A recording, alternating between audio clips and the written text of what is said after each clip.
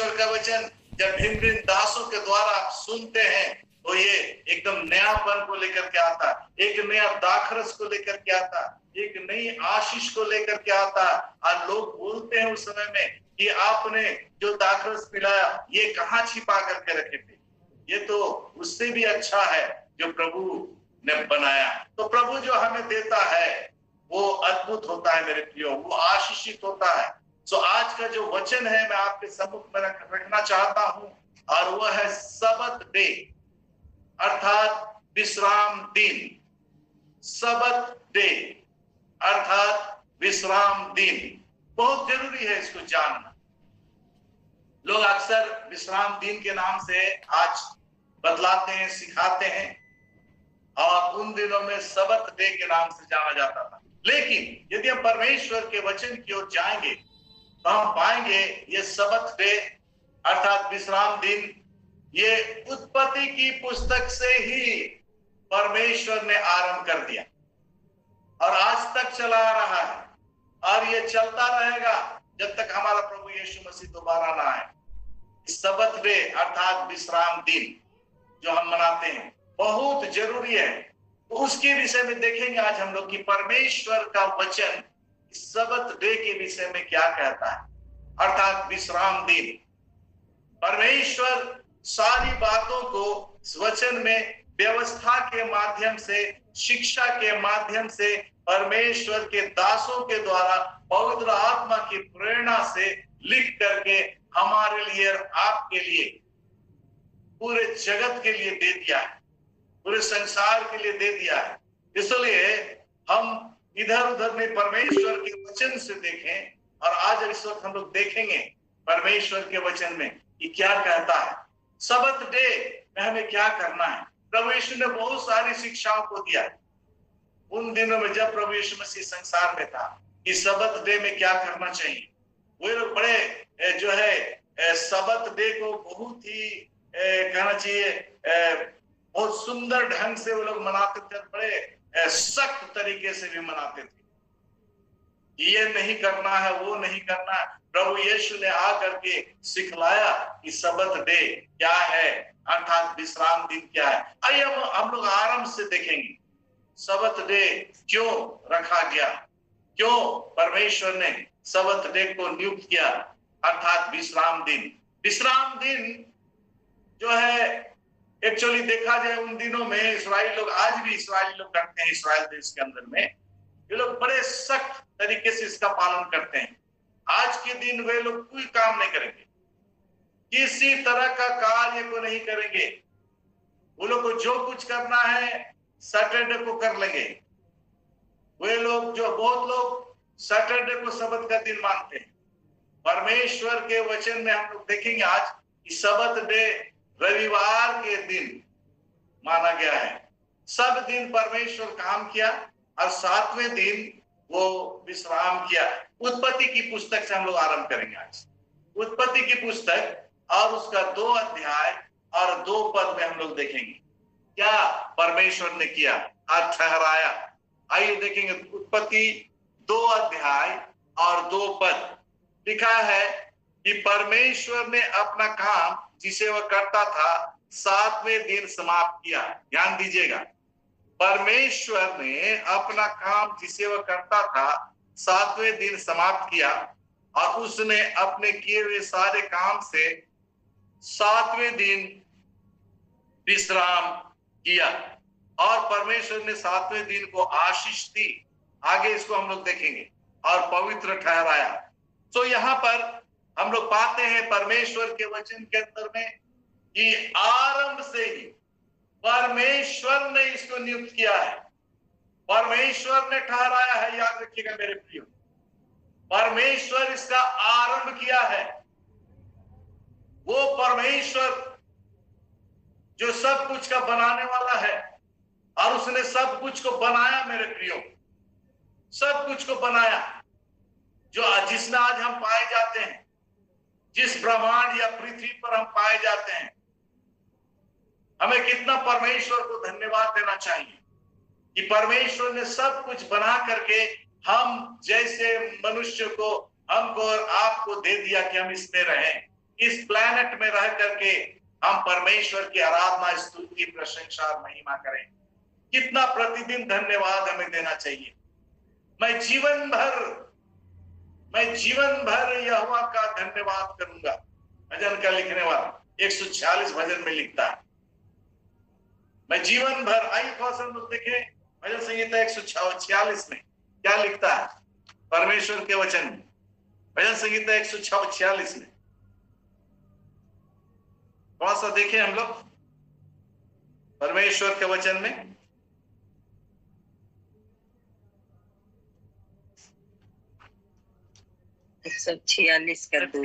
दिखाना चाहता हूं। हाँ देखिए क्या लिखता है परमेश्वर के वचन में। 146 का 2 लिखता, मैं जीवन भर यहोवा की स्तुति करता रहूंगा, जब तक मैं बना रहूंगा तब तक मैं अपने परमेश्वर का भजन गाता रहूंगा। देखिए इसलिए मैं कहता हूं कि हमें जीवन भर परमेश्वर का धन्यवाद करते रहना चाहिए।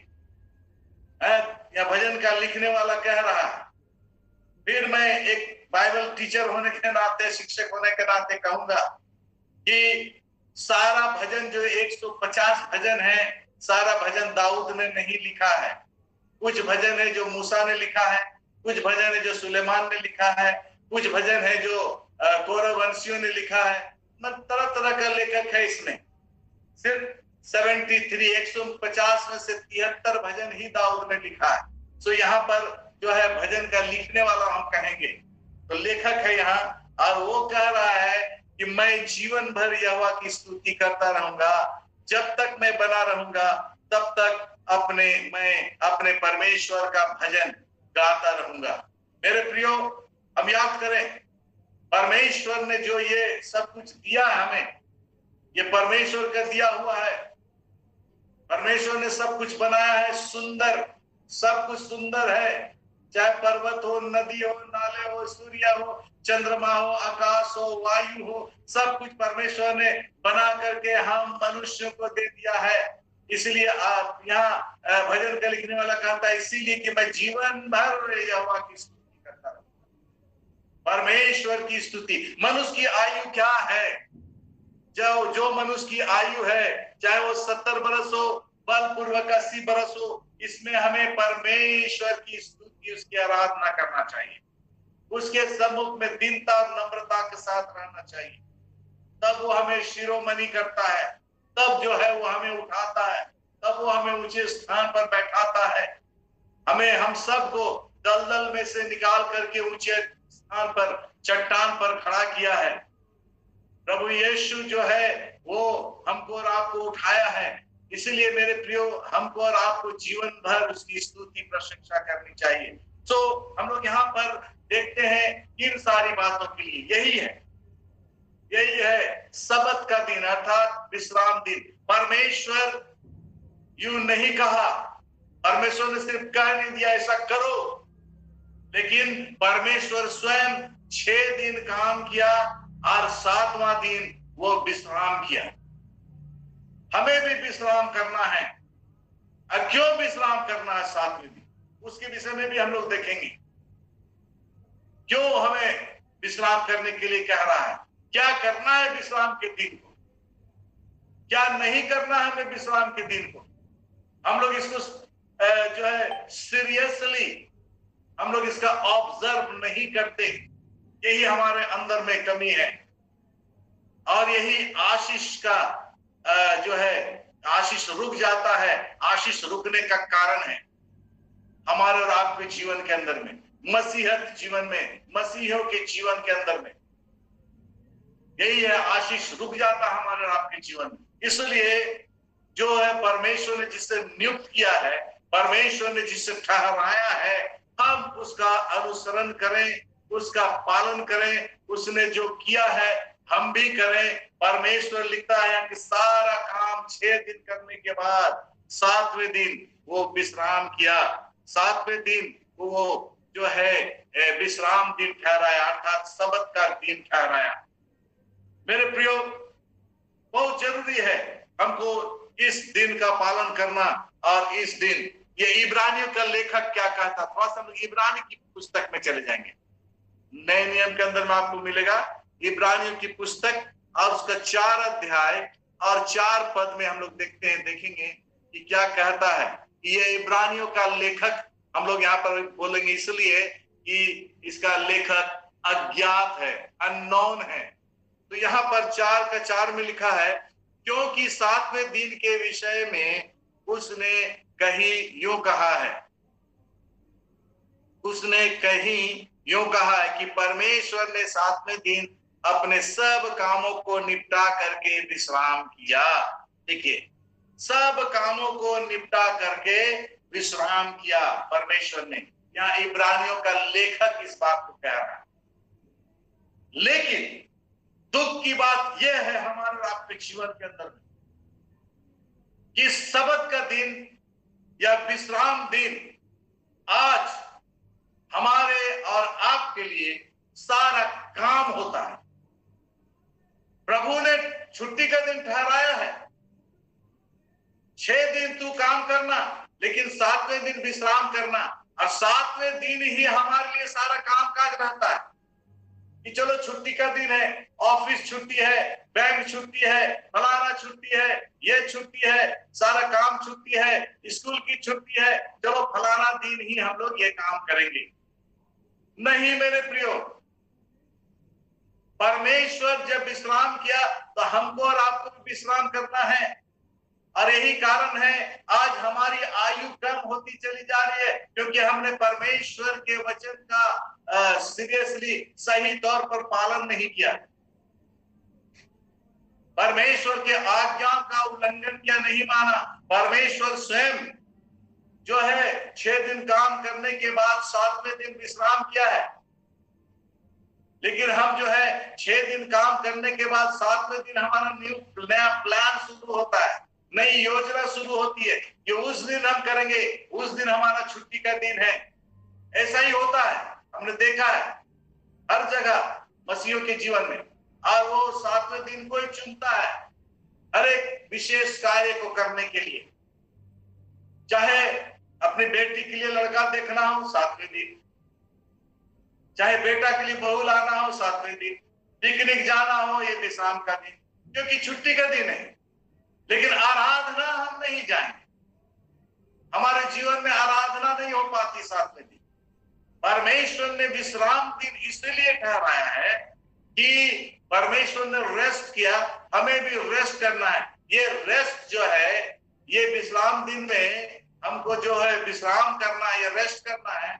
इसका अर्थ यह नहीं है कि हमको जो है खा पी करके आराम से पलंग में सोना है, रेस्ट करना। आज रेस्ट का दिन है, विश्राम दिन है, प्रभु परमेश्वर ने ठहराया। परमेश्वर हमें ये सिखाना चाहता है कि जो 6 दिन हमने व्यस्त रहा है, हम व्यस्त रहे अपने अपने कामों में, 7वें दिन कम से कम हम उस दिन को परमेश्वर को दें, उसकी आराधना में दें, उसकी स्तुति में दें, उसकी प्रशंसा में दें कि उसने हमें एक अच्छा जॉब दिया, उसने हमारे जीवन पे इतना सुंदर रखा, उसने हमारे परिवार पे इतना सुरक्षित रखा, उसने हमें सुरक्षा प्रदान किया, उसने हमें स्वस्थ रखा, रोग बीमारी को हमारे जीवन से दूर किया, सारी बातें जो है हमारे जीवन में जो सब बातों को दूर किया, तनाव को दूर किया, हम स्वस्थ हैं। आज इस बात के लिए हम प्रभु का धन्यवाद करें, और धन्यवाद करने के लिए हम जो है प्रभु के चरणों में जाएं। इसी के लिए ये सबत का दिन ठहराया गया है, ना कि इसका हम मिसयूज करें, गलत तरीके से हम इसका इस्तेमाल करें। परमेश्वर ने इस दिन को इसीलिए ठहराया है। आइए हम लोग देखेंगे परमेश्वर के वचन के अंदर में ये सबत का दिन, टू बी केप्ट होली। सबत का दिन, परमेश्वर के ये जो विश्राम दिन है, इसको हम पवित्र माने, पवित्र माने, मानने के लिए कर रहा, पवित्र मानना, टू बी केप्ट होली, ये परमेश्वर का वचन कह रहा है मेरे प्रियो, मैं नहीं कह रहा हूं अपनी ओर से। आइए हम परमेश्वर के वचन में देखेंगे। मैं परमेश्वर के वचन से आपको बतलाना चाहता हूं। निर्गमन 16 और 33, निर्गमन 16 का 33 में देखिए परमेश्वर क्या कह रहा है। 16 का 33।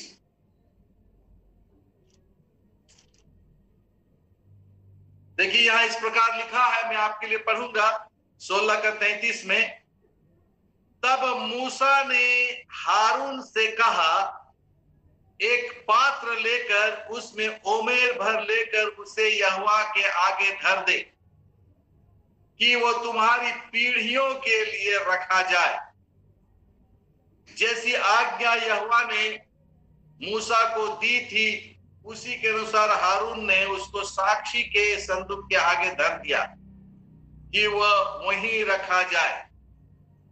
इस्राएली जब तक बसे हुए देश में ना पहुंचे तब तक अर्थात 40 वर्ष तक मन्ना को खाते रहे। यहां हम देखते हैं परमेश्वर के वचन में निर्गमन की पुस्तक और उसका 16 अध्याय 33 और 23 पद में स्पष्ट लिखा हुआ। थोड़ा सा ऊपर जाएंगे हम लोग। 23 पद में देखिए क्या लिखा है। विश्राम दिन का ये कार्य है कि इस तरह से रखना, मूसा ने हारून से कहा।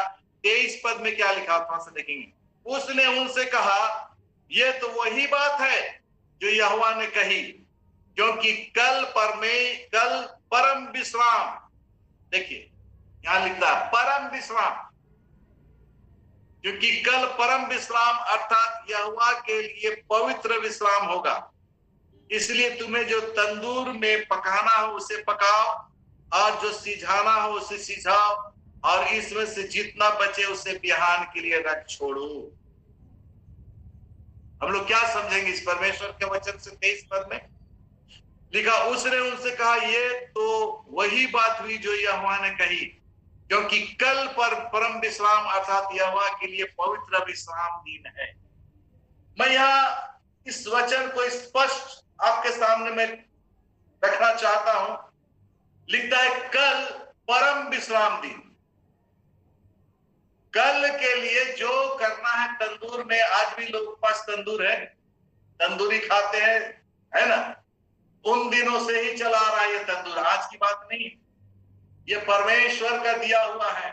तंदूर चिकन, तंदूर रोटी, जो भी आप खाते हैं तंदूर से बनाया हुआ। ये आज की बात नहीं, ये परमेश्वर ने दिया है बहुत पहले। ये परमेश्वर का दिया हुआ है। ये बहुत ही अच्छी बात है। लेकिन परमेश्वर के वचन में यहाँ परमेश्वर क्या कहता है कि कल परम विश्राम दिन है। इसका मतलब यह हुआ कि जो आपको कल की तैयारी करना है वो आज करना है, कल नहीं करना। कल परम विश्राम दिन है, कल पवित्र विश्राम दिन है। और परमेश्वर ने इतना अच्छा इंतजाम कर दिया है आज की तारीख में, आज के इस समय में परमेश्वर ने इतना अच्छा इंतजाम कर दिया है कि हम सब कुछ जो बनाते हैं बचता उसको फ्रीज में, रेफ्रिजरेटर में अपना रख देते हैं। तो क्यों नहीं हम पवित्र विश्राम दिन के लिए भी शनिवार को ही बना करके रख दें।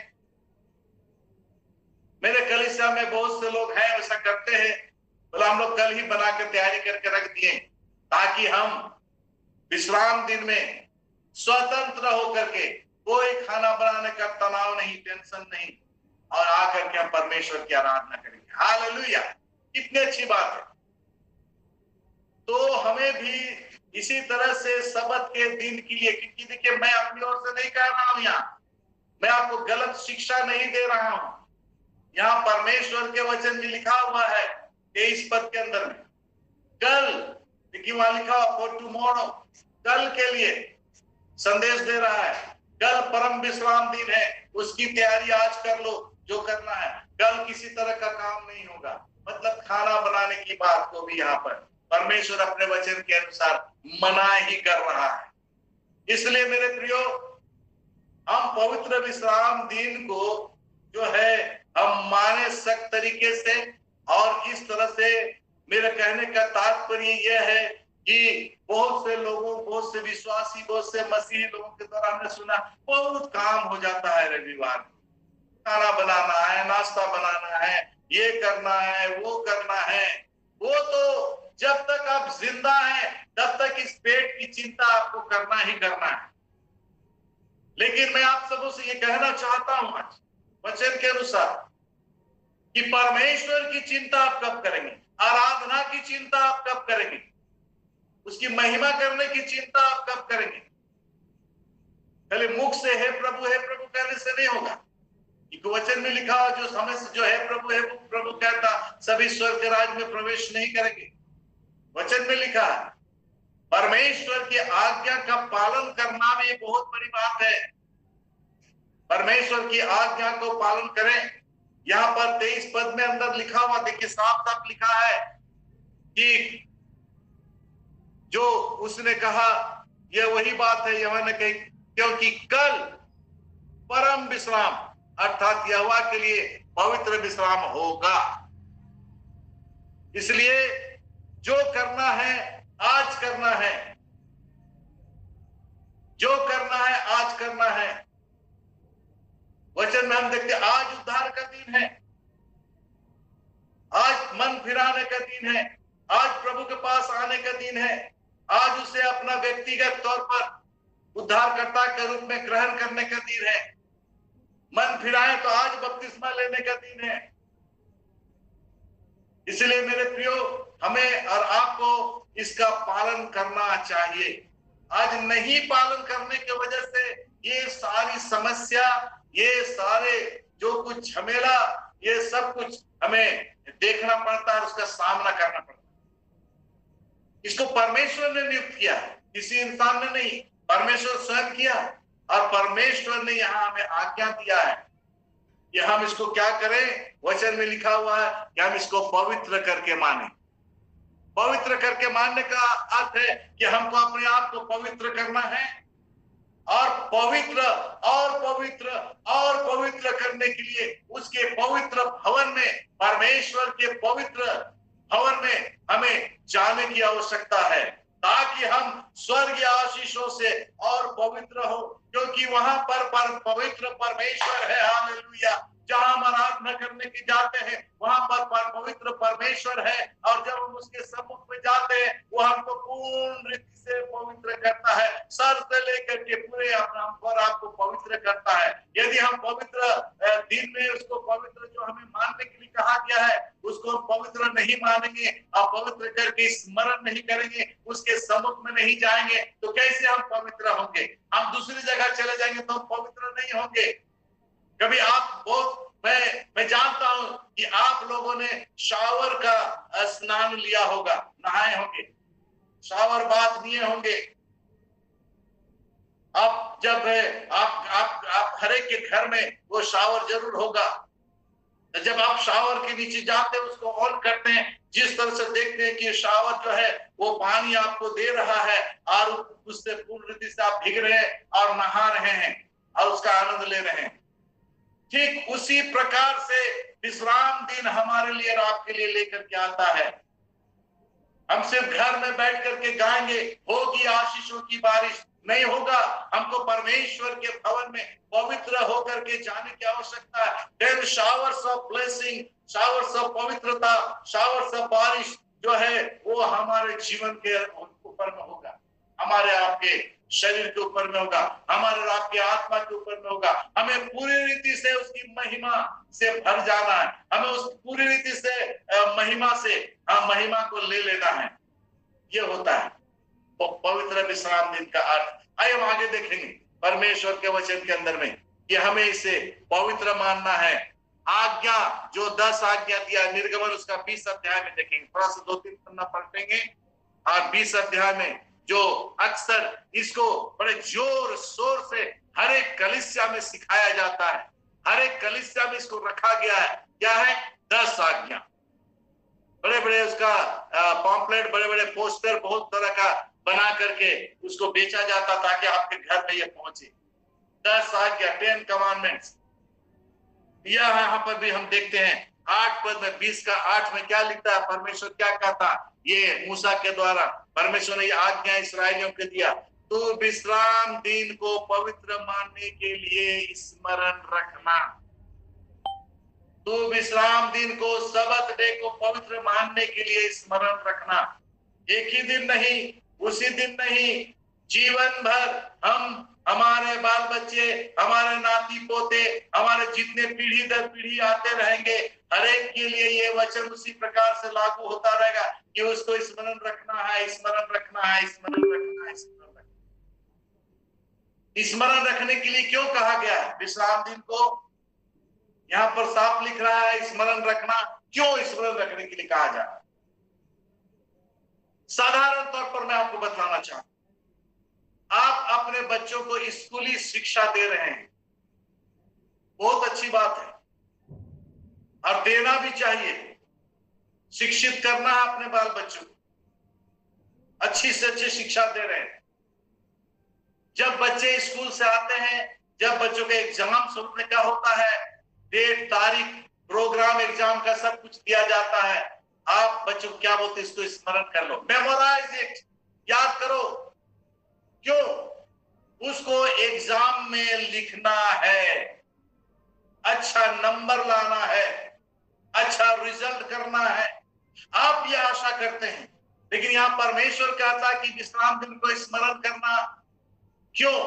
ताकि हम स्मरण करके जो परमेश्वर ने पालन किया, जो परमेश्वर ने आज्ञा दिया, उसका हम और आप भी पालन करें, हम और आप भी माने इसको। इसलिए परमेश्वर यहां पर कह रहा विश्राम दिन, दुख से कहना पड़ता है, ऐसा नहीं होता है। विश्राम दिन का हम स्मरण नहीं करते हैं, विश्राम दिन का पालन हम नहीं करते हैं।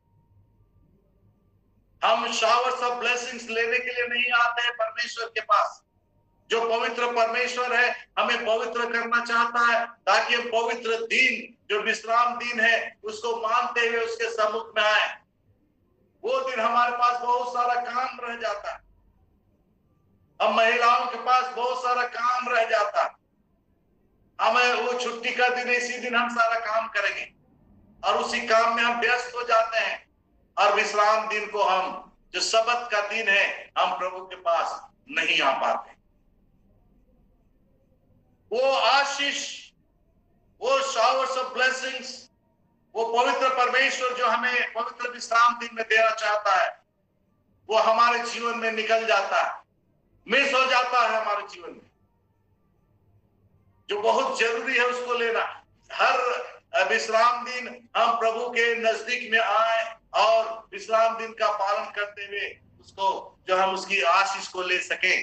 आइए देखें, हम इसके विषय में लिखा, बहुत सारा वचन लिखा हुआ कि पवित्र करके मानना, बहुत सारा वचन निर्गमन की पुस्तक के अंदर में ही, फिर लय व्यवस्था की पुस्तक में है, गिनती की पुस्तक में है, व्यवस्था विवरण की पुस्तक में है, नेहमाया की पुस्तक में है, यशाया की पुस्तक में है, यिर्मयाह की पुस्तक में है, एजेकियल की पुस्तक में है। विश्राम दिन के लिए अभी समय नहीं कि मैं आपको सारा वर्ष, ये सारा पद दे सकूं, लेकिन मैं आपको यही कहूंगा कि ये सारे वचन को आप बाइबल से ढूंढिए, पढ़िए, डायरी में लिखिए।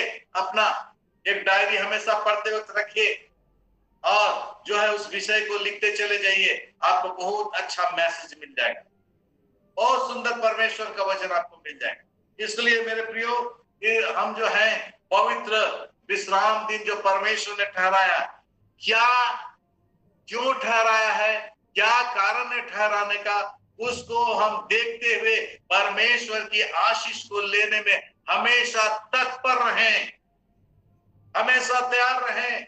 उसको ऑब्जर्व करने के लिए हमेशा हमें रेडी रहना है, ताकि जब हम उसका पालन करेंगे, परमेश्वर हम में, हमारे परिवार में, हमारे जीवन में, हमारे घर में, हमारी कलीसिया में, हमारे रिश्तेदारों में परमेश्वर वो आशीष देगा। क्या आप वो आशीष को लेना चाहते हैं? परमेश्वर के पवित्र आशीष को आप लेना चाहते हैं? आपको आना पड़ेगा परमेश्वर के सामने। परमेश्वर के शिष्य लोग जाते थे, पहला पहर, दूसरा पहर, तीसरा पहर। क्यों? परमेश्वर के भवन में प्रार्थना, प्रेरितों के काम में पढ़िए, तीसरे चौथे अध्याय में वे लोग जा रहे थे मंदिर में प्रार्थना करने के लिए। क्या आवश्यकता था हम लोग को? वो तो सामर्थ प्राप्त कर लिया था दूसरे अध्याय में। दूसरे अध्याय में ही सामर्थ प्राप्त कर लिया। आज प्रभु हमें सांसारिक तौर से आशीष दे देता है, चाहे वो हमारे माता पिता के धर्म के काम हो, चाहे हमारे दादा दादी हमारे पूर्वज के धर्म के काम हो। प्रभु आज हमको आशीषें दी है, सब तरह के आशीषें दी है, चाहे वो भौतिक हो आर्थिक हो, सारी आशीषें प्रभु ने दी है। अब हमें क्या जरूरत है प्रभु के सम्मुख में आने का? क्या जरूरत है हम उसके भवन में जाने का? परमेश्वर यहाँ सख्त के साथ कह रहा है, विश्राम दिन को पवित्र करके मानने के लिए स्मरण करना, याद करना हमेशा। मैं जब विश्राम किया, परमेश्वर पिता से बातें की, मैं इसको ऑब्जर्व किया, मैंने इसको माना, तुम भी मानना। और मैं जो आशीष पवित्र परमेश्वर हूं, पवित्र विश्राम दिन में आशीष देना चाहता हूं, उसे लेना। तब जो है हम जो है प्रभु की महिमा कर पाएंगे। आज हम ऐसे नहीं कर पाते, ये बड़ा दुख की बात है। आइए देखेंगे उसके बाद क्या लिखा हुआ है वचन में, पवित्र विश्राम दिन में क्या करना है। पवित्र विश्राम दिन में क्या करना है, ये परमेश्वर के सेवकों का ये कर्तव्य है सिखाने का, और हम सब का कर्तव्य हमें इसका पालन करने का। ये परमेश्वर की आज्ञा है, किसी मनुष्य की आज्ञा नहीं है। बहुत दफा बहुत बार हम लोग बड़बड़ाते हैं, कुड़कुड़ाते हैं इस विषय पर जो मैं अभी बोलने जा रहा हूं। बहुत बार हम इसके लिए बड़बड़ाते और कुड़कुड़ाते हैं और पीछे हटते हैं। हम भूल जाते कि आज जो कुछ हम हैं, जिस स्थान में हम हैं, जिस पोस्ट में हम हैं, जिस कार्य में हम कार्यरत हैं, जहां पर हम पाए जाते हैं, जो कुछ हमारे पास है, जो परिवार आज हमारे पास है, जो घर द्वार आज हमारे पास है, जो घर में भरे हुए सारे आलीशान सारे चीजें हमारे पास है, ये सब कुछ हमारे प्रभु का दिया हुआ शावर सप्लाई से। ये हम कभी कभी भूल जाते हैं कि जो हमें प्रभु दे दिया था हमें क्या करना है। आइए देखेंगे कि हमें क्या करना है पवित्र विश्राम दिन में। मेरे साथ निकालिए, मैं एक ही पद बोलूंगा, गिनती उसका 28 अध्याय 9 पद। गिनती की पुस्तक, नंबर्स, गिनती की पुस्तक ले व्यवस्था के बाद मिलेगा, 28 अध्याय और 9 पद। ये आज मैं अपनी कलीसिया में भी बतला रहा था, ये 5 पुस्तक मूसा ने लिखा है। याद रखिएगा, ऑथर मूसा है। उत्पत्ति, निर्गमन, व्यवस्था, गिनती और व्यवस्था विवरण, तो मूसा ने लिखा है। मैं आज प्रचार कर रहा था, यूहन्ना के विषय बतला रहा था। यूहन्ना ने 5 पुस्तक लिखा है। यूहन्ना रचित सुसमाचार, पहला यूहन्ना, दूसरा यूहन्ना, तीसरा यूहन्ना और यूहन्ना का प्रकाशित वाक्य।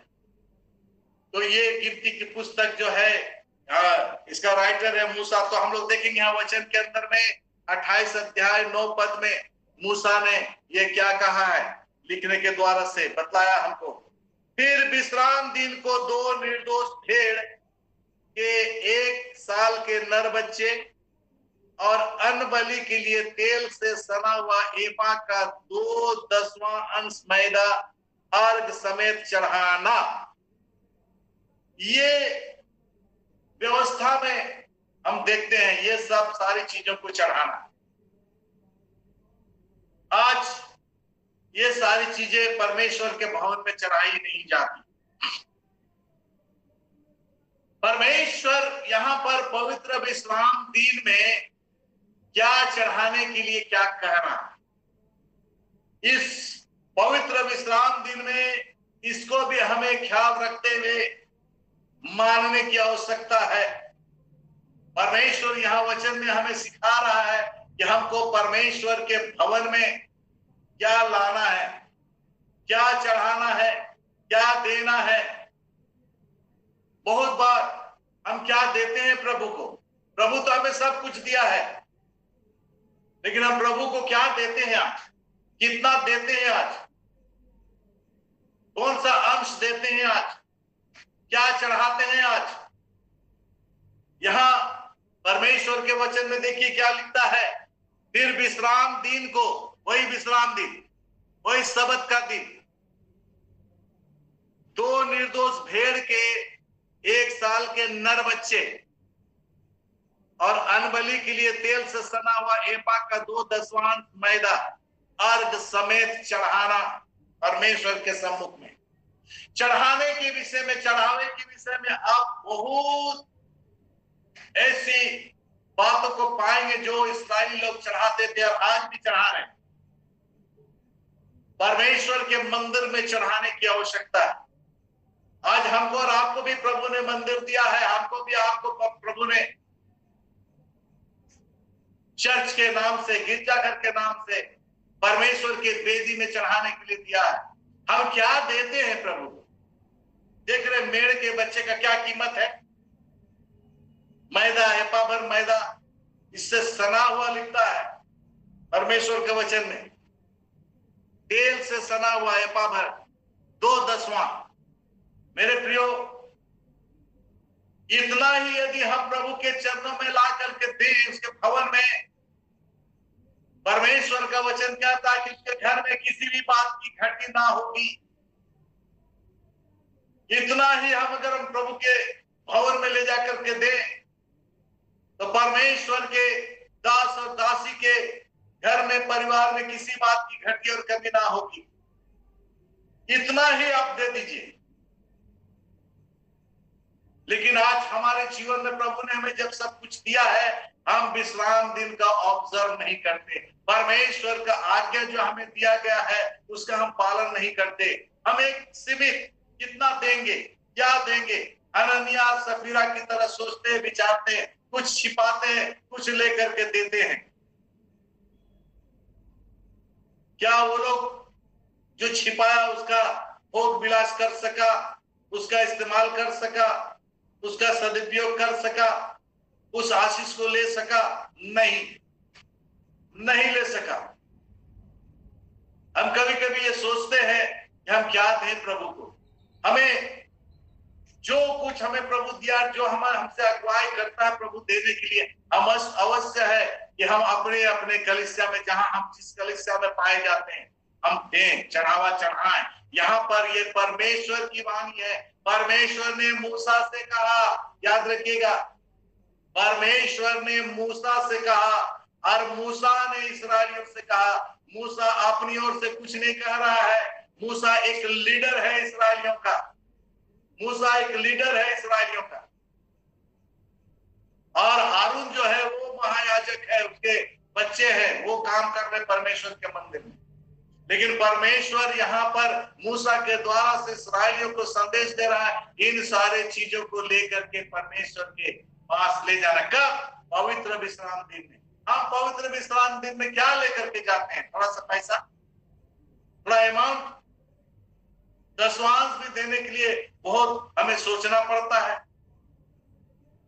बहुत सोचना पड़ता है। इतना दे देंगे प्रभु को, इतना उसके भवन में चढ़ा देंगे। उसने जो आपको पवित्र किया, उसने जो आपको आशीष दिया, उसने जो आपके परिवार में आशीष दिया है, उसने जो आपके घर में आशीष दिया है, उसने जो आपके समाज में आशीष दिया है, उसने जो आपके देश के अंदर में आशीष दिया है, फिर हमें ये सोचने की क्या बात है? प्रभु ने जो कुछ हमें दिया है उसको परख करके देखिए, उसको परख करके देखिए किस प्रकार से वो आसमान के झरोखे आपके लिए खोलता है कि नहीं। आसमान के झरोखे खोल देने का मतलब समझ रहे हैं? कितनी आशीष होगी आपके जीवन में। नूह ने जो कुछ था परमेश्वर के सम्मुख में चढ़ाया, जैसे ही वो निकला जहाज में से, लिखा हुआ है कि वेदी बनाया, परमेश्वर का धन्यवाद दिया, अच्छे से अच्छा होम बलि परमेश्वर के लिए चढ़ाया। परमेश्वर ने आशीष दिया, हम उसकी आशीष को तो ले रहे हैं, लेकिन हम परमेश्वर को क्या दे रहे हैं? यहाँ पर लिखता है, मैं नहीं कह रहा हूं, मैं अपनी ओर से नहीं कह रहा हूं, ये आपके पास जो बाइबल है, आपके पास जो परमेश्वर का वचन है, उससे मैं साबित कर रहा हूं, बता रहा हूं। आप इतना ही दे देंगे, पर में आप जितने हैं कलीसिया में पाए जाते हैं, हर एक मेंबर सदस्य इतना ही लेकर के अगर प्रभु के भवन में दे देंगे, लिखा है परमेश्वर के घर में किसी भी बात की घटी ना हो, किसी भी बात की घटी ना होगी। विश्राम दिन को लेके जा करके देने की आवश्यकता है। लिखता है विश्राम दिन को 2 निर्दोष भेड़ के 1 साल के नर बच्चे, देख लीजिए, और अन्न बलि के लिए तेल से सना हुआ एपा का 2/10वां अंश मैदा अर्घ समेत चढ़ाना। परमेश्वर का वचन, मेरा वचन नहीं है, यह परमेश्वर ने कहा है चढ़ाने के लिए। यह परमेश्वर की आज्ञा है। जिस परमेश्वर से हम मांगते हैं, जिस परमेश्वर से हम विनती करते हैं, जिस परमेश्वर से हम प्रार्थना करते हैं, बहुत बार आप देखे होंगे लोग परमेश्वर के सम्मुख में आते हैं, प्रार्थना रखते हैं, माता पिता भी प्रार्थना रखता है, बच्चे जवान बच्चे भी प्रार्थना रखते हैं कि मेरा बेटा का नौकरी हो जाए, मेरा बेटी का नौकरी हो जाए। माता पिता भी यही प्रार्थना करते कलीसिया में। और वैसा होता है, जब प्रार्थना होती है तो प्रभु देता है, दे भी देता है। उसके बाद क्या होता है? भूल जाते हैं, चर्च छोड़ देते हैं, चले जाते हैं। कितना दिन तक भागेंगे प्रभु से? कितना दिन तक भागेंगे? प्रभु की आशीष ले लिया, प्रभु को भूल गए, उसको छोड़ करके चले गए, कलीसिया को भी छोड़ के चले गए। कितना दिन तक भागेंगे? क्या सोचते हैं प्रभु छोड़ देगा? क्या सोचते हैं प्रभु आपको जाने देगा यूं ही उससे आशीष को लेने के बाद? बहुत बार आप ऐसा होता है देखेंगे कलीसिया के अंदर, प्रभु ने आशीष तो दे दिया, हम ले लिए, और उसके बाद 9 2 11 हो गए कलीसिया से। मेरे प्रियो, प्रभु को धोखा कोई नहीं दे सकता। धोखा ना खाओ, परमेश्वर ठट्ठों में नहीं उड़ाया जाता। मनुष्य जो बोता है वही काटेगा। इसलिए परमेश्वर के सम्मुख में नम्रता और दीनता के साथ विश्राम दिन को मानते हुए पवित्र अपने आप को करना है, नंबर 1। दूसरी बात है कि जो परमेश्वर ने ठहराया है उसको अपने अपने कलीसिया में प्रभु को देने की आवश्यकता है, चढ़ाने की आवश्यकता है, और तब परमेश्वर की आशीष आप तक पहुंचेगी। परमेश्वर आपको आशीष देगा, अवश्य आशीष देगा। प्रभु को ठग नहीं सकते हैं। उसको आप क्या ठगेंगे जिसने ये सब कुछ बना करके आपको दिया? उससे आप क्या झूठ बोलेंगे? उससे अच्छा है कि हम विश्राम दिन को माने, प्रभु के सम्मुख में जाए, उसको कभी ना छोड़े। वो जब हमें कभी नहीं छोड़ने के लिए, कभी नहीं त्यागने के लिए प्रतिज्ञा किया है, प्रॉमिस किया है, हम उसको क्यों छोड़ के चले जाए? बहुत दफा ऐसा हमारे जीवन में होता है। अगली बात तो हम लोग देखेंगे परमेश्वर के वचन में, तो ये चढ़ाने के विषय में है। उसके बाद एक विशेष बात मैं आपको बतलाना चाहता हूं। ये विश्राम दिन तो 7वां दिन है, लेकिन परमेश्वर ने 7वें वर्ष को भी मानने के लिए कहा गया। 7वां वर्ष भी परमेश्वर हमारे लिए आशीष को लेकर के आता है। आपको मिलेगा 23 अध्याय और 10 पद, निर्गमन 23 अध्याय और 10 पद। देखिए, बहुत ही सुंदर वचन, और ये बहुत ही शिक्षाप्रद वचन है। 23 अध्याय और 10 पद, यहां क्या लिखता है देखिए। इस्राएलियों से कह, मैं आपके लिए पढ़ रहा हूं, 23 अध्याय और 10 पद, निर्गमन की पुस्तक निकालिए और 23 का 10 क्या लिखता है? परमेश्वर ने मूसा के द्वारा यह कहा है, 6 वर्ष, ध्यान दीजिएगा वचन को, 6 वर्ष तो अपनी भूमि में बोना और उसकी उपज इकट्ठी करना। बहुत ही अच्छा वचन है, ध्यान दीजिए, बहुत ही सीखने लायक वचन है, बहुत ही भेद की वचन है। 6 वर्ष तो अपनी भूमि पर बोना और उसकी उपज इकट्ठी करना, परंतु 7वें वर्ष में उसको बढ़ती रहने देना और वैसा ही छोड़ देना, तो तेरे भाई बंधुओं में से के में के दरिद्र लोग उससे खाने पाएं, और जो कुछ उनसे भी बचे वो बनेले पशुओं के खाने के काम में आए, और अपनी दाख की जलपाई की बारियों को भी ऐसे ही करना। आगे लिखा 6 दिन तक अपना काम काज करना और 7वें दिन विश्राम करना। यहां पर हम एक विशेष बात पाते हैं। विश्राम दिन तो कहा है 6 दिन काम करना, 7वें दिन विश्राम करना। अब यहां पर एक नया विधि, नया नियम, नया विधान परमेश्वर मूसा के द्वारा से इस्राएलियों को दे रहा है। अब वो कह रहा है कि 6 वर्ष लगातार तू अपने खेत, अपनी बारी जो भी है, हम हर एक के पास किचन गार्डन भी होता है, खेती बाड़ी है, उसमें 6 वर्ष तक कंटिन्यू उपज उपजाना, खेती करना, कोड़ना, हल चलाना, कुदाल चलाना, गैंता चलाना, जो भी करना 6 वर्ष तक लगातार करना। लेकिन 7वां वर्ष जहां आ जाए वो वर्ष कुछ मत करना, खेत को यूं ही छोड़ देना, ना उसको कोड़ना, ना हल चलाना, ना कुदाल पाड़ना, ना गैंता मारना, ना खुरपी चलाना, कुछ नहीं करने के लिए परमेश्वर मना कर रहा। 7वां वर्ष छोड़ दे। परमेश्वर वो वर्ष आशीष देता है हमारे खेत खलिहान में, हमारे बाग बगीचे में। 7वां वर्ष यूं ही छोड़ देना है खाली, उसमें जो कुछ उगेगा ही उगेगा। जो बीज गिरा है 6 वर्ष तक में, 7वें वर्ष उगेगा ही उगेगा, और जो कुछ उगेगा वो गरीब कंगाल उसको काटेंगे, खाएंगे, ले जाएंगे, और जो बचेगा वो बनेले पशु उसको खाने देना। देखिए परमेश्वर किस तरह से चिंता करता है हर एक के। आज क्यों उपज नहीं है, आज क्यों अच्छी खेती नहीं है?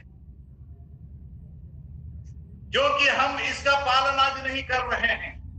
परमेश्वर नहीं छोड़ने वाला, परमेश्वर नहीं छोड़ने वाला है। मनुष्य सोचते हैं कि जितना हम खेती करेंगे, जितना, परमेश्वर बोलता 7 वर्ष सब कुछ छोड़ देना, मत करना। मतलब अपने कैलेंडर पर भी ध्यान देना है, याद करना है, डायरी में लिखना है, हमने ये वर्ष खेती किया, ये वर्ष खेती किया, ये वर्ष खेती किया, 6 वर्ष खेती किया, जहां 7वें वर्ष से सब कुछ छोड़ देना। ये परमेश्वर का नियम है। वो जो कुछ भी वहां तैयार होगा वो आपके खेत को और भी उर्वरा बनाएगा, आपकी बाड़ी को और भी उर्वरा बनाएगा, और उसमें और 8वें वर्ष में फसल होगा, बहुत ही अच्छा फसल होगा। लेकिन आज क्यों नहीं है? परमेश्वर के वचन का हमने पालन नहीं किया और नहीं करते हैं। आज कीड़ा लगने का कारण क्या है? आज अच्छी फसल नहीं होने का कारण क्या है? आज बाढ़ आने का कारण क्या है? आज हमारे फसल को नष्ट होने का कारण क्या है? सब कुछ होता है। बहुत से लोगों से हमने सुना, हमने भिंडी लगाया था, इतना बड़ा बड़ा हो गया गाछी, इतना ऊंचा हो गया है, अभी तक फल नहीं लगा। हमने ये लगाया था, अभी तक फल नहीं लगा। क्या आपने 7वें वर्ष छोड़ा था अपने जमीन को, पालन किया था? 6 दिन तक तू काम करना, 7वें दिन विश्राम करना। 6 वर्ष तक तू काम करना, 7वां वर्ष छोड़ देना, उसको विश्राम करने दो, उस खेत को भी, उस बारी को भी, उस जमीन को भी। लेकिन हम लोग जितना हो उपजाने की कोशिश करते हैं, जितना हो अपने लिए सोचने की कोशिश करते हैं, अब परमेश्वर की आज्ञा का पालन नहीं करते। तो यहाँ पर लिखा है 7वें वर्ष जो है वो प्रभु के लिए छोड़ देना है। प्रभु जो है उनके लिए छोड़ने के लिए कह रहा है, उनके लिए छोड़ देना है 7वें वर्ष। वे लोग खाएंगे, दरिद्र लोग खाएंगे, आपके भाई बंधु खाएंगे, बनेले पशु खाएंगे। सो ये जो 7वां दिन, हमें 7वां वर्ष भी पालन करना है। हम याद करें इन सब बातों को। प्रभु जो है, मसीह जो है, वो इसका प्रभु है 7वें दिन का। इसलिए प्रभु के पास इतना बोल करके मैं समाप्त करूंगा, समय हो चला है। तो मसीह जो है ये 7वें दिन का मसीह है, Christ the Lord of Sabbath day. और हमें इसलिए ये Christ the Lord of Sabbath day है, तो हमें उस दिन प्रभु के पास आने की आवश्यकता है। याद रखिएगा, परमेश्वर पिता के पास आने की आवश्यकता है। ये परमेश्वर का वचन कहना है। इसलिए मेरे प्रियो, हम याद करें पवित्र सबत डे, विश्राम दिन, पवित्र विश्राम दिन, इसको मत भूलिए, इसको स्मरण करिए। और उस दिन पूरे परिवार के साथ आनंद करते हुए घर में वचन को पढ़ करके, एक दो पद को पढ़ करके परिवार के साथ प्रभु की आराधना में जाइए। चलो आज हम लोग पवित्र विश्राम दिन में पवित्र होकर के आएंगे। हालेलुया। शावर्स ऑफ ब्लेसिंग लेकर के आएंगे उसके भवन में, क्योंकि वहां पर प्रभु होगा हमें पवित्र करने के लिए, आशीष देने के लिए, ताकि आप आने वाले सप्ताह, पूरे सप्ताह आप पवित्र होकर के उसकी आशीष में जीवन को व्यतीत करें। परमेश्वर आज और भी वचन मेरा रह गया, परमेश्वर आप सबों को इस वचन के द्वारा आशीष देवे, आपके साथ रहे और आपको प्रभु अगुवाई करे, ताकि आप जो है ये सबत का दिन का पालन करें, क्योंकि प्रभु सबत का दिन का प्रभु है। और उस दिन जाकर के परमेश्वर की आराधना करें। परमेश्वर आप सबके साथ हो, परमेश्वर आप सबको आशीष दे। इसी तरह से खुशहाल रहिए, प्रार्थना का जीवन व्यतीत करिए, प्रभु की आराधना करते रहिए, आप प्रभु में बने रहिए, और इसी तरह से ऑनलाइन में हम आपसे मिलते रहेंगे। परमेश्वर आप सबके साथ रहे।